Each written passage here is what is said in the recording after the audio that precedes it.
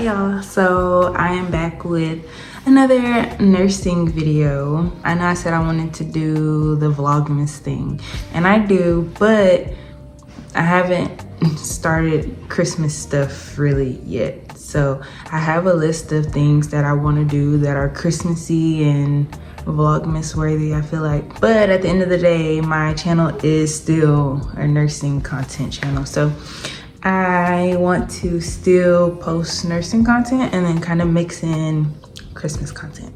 So this video, if you can tell by the title, is going to be about 7 or 8 things that I wish I knew before becoming a nurse. Y'all really loved my 7 things I wish I knew before I got into nursing school video or became a nursing student. So now that I'm a nurse, I figured why not spin the block and then tell y'all how I feel about being a nurse. So first things first, I'm sure you'll hear this a lot to my fellow nursing students or pre-nursing or thinking about being a nurse.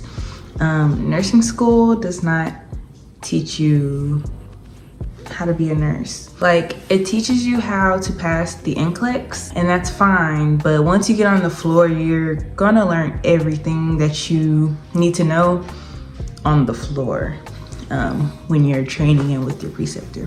The second thing that I wish I knew before becoming a nurse is that doctors really aren't that scary. And we call them at nighttime, so imagine us waking them out of their sleep. They have more of a reason to be, you know, upset or whatever. For the most part, like, doctors aren't really scary, especially if like you're on top of your stuff and you're not already scared to call them or whatever the case may be. But also I like to ask my charge nurses before I call a doctor, just to make sure that it's worth calling them, you know. But most of the time you can send them a text unless it's obviously like an urgent matter and then they need to get to the unit.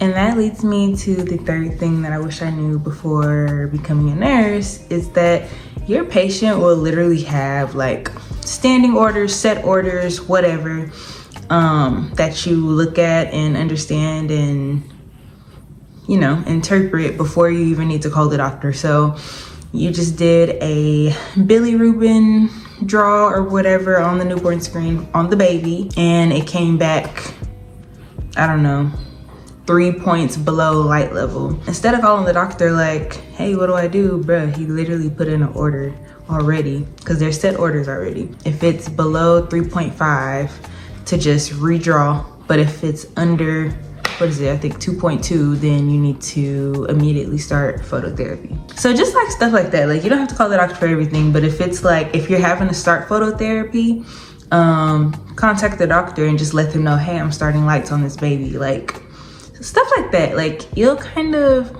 as you learn and you've been on the floor, you'll kind of notice like what the other nurses would call the doctor for and stuff like that. The next thing that I wish I knew before becoming a nurse is that you're literally not going to know anything. And for me, like, I like to know what the heck I'm doing, but you're not gonna know what you're doing, like point blank period. Especially if you're brand new to that unit, the population, all the things.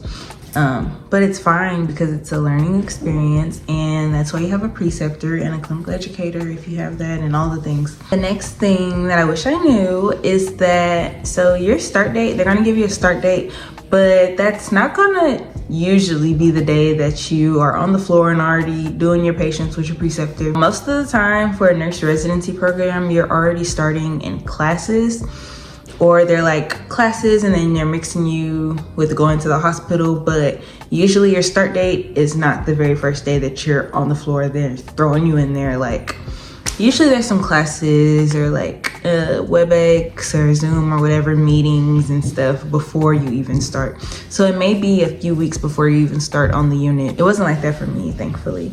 They kind of did it sooner, but we still had a few classes for the first couple of weeks. The next thing that I wish I knew before becoming a nurse, and not even really just wish I knew, but like I'm happy to know, I don't know, but basically the preceptor that you have that's going to be with you throughout your entire residency of like preceptorship, like, because you know it's the preceptorship and then you still have classes afterwards or whatever to finish out your residency.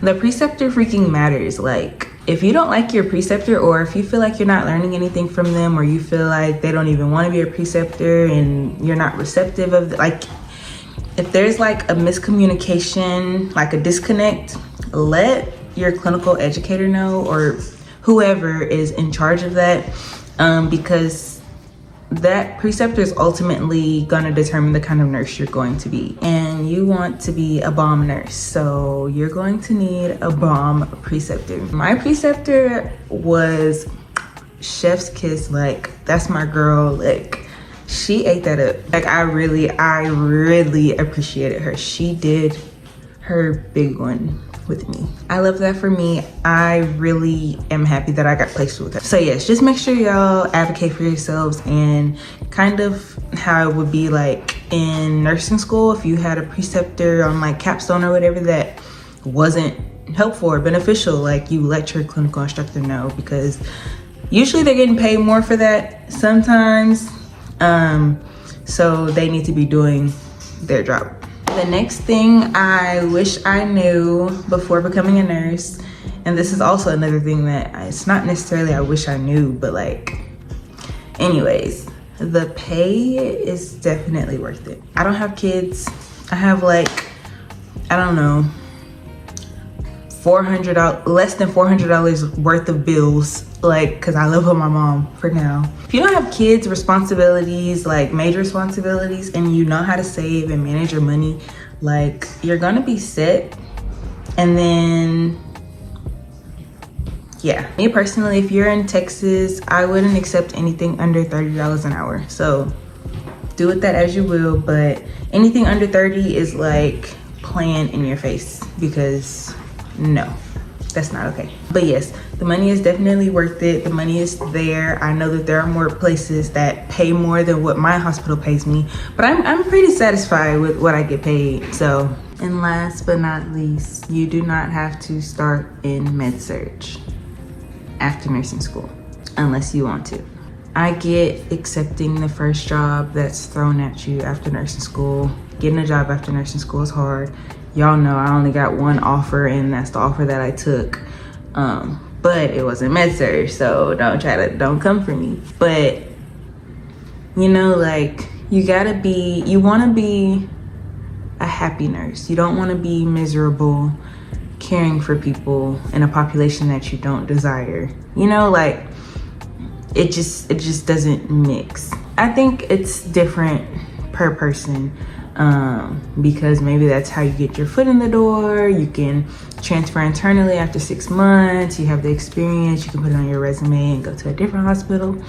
I don't know, but I want every second or every month or whatever of my life to count and not be miserable if I can help it. That's just me. Like, if you don't want to be in freaking med-surg, don't go to med-surg, period. If you want to be in ICU, bro, go get freaking ICU. Like, that is pretty much my little spiel.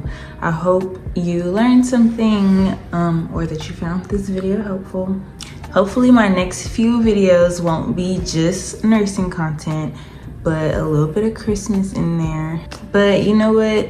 I don't know, because it's low-key still a win that I'm posting. So I'm trying to give myself some grace while also making like the videos fun and interesting. So if y'all have specific ideas that you want me to film, let me know. I already have my own list, but I'll take some suggestions since you guys are the ones watching the content. But yes, if you've made it this far, y'all know how I get.